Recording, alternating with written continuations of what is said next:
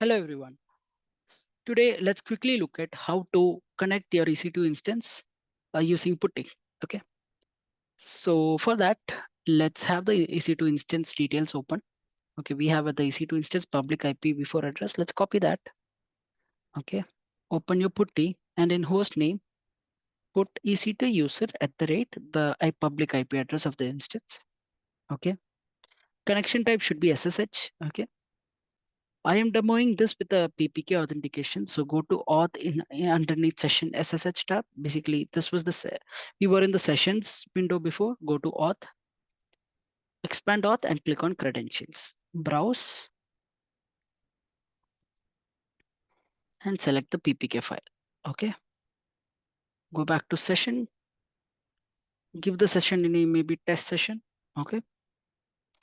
Save it and click on ensure your connection type is SSH and click on open.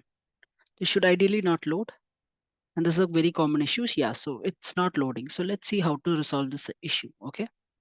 So what you need to do is Google what's your IP. So you get your IP from Google, which is this is my IP right now, and load the session back.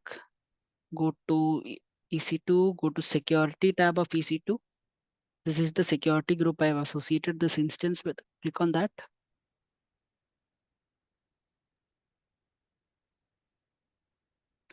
It's loading up.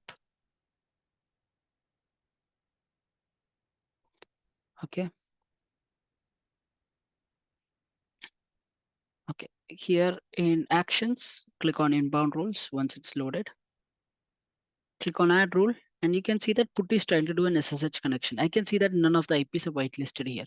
So let me paste my IP here and open the 32 block and change custom TCP to SSH to allow SSH traffic.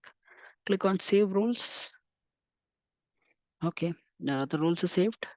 Now let's try loading the session and click on open.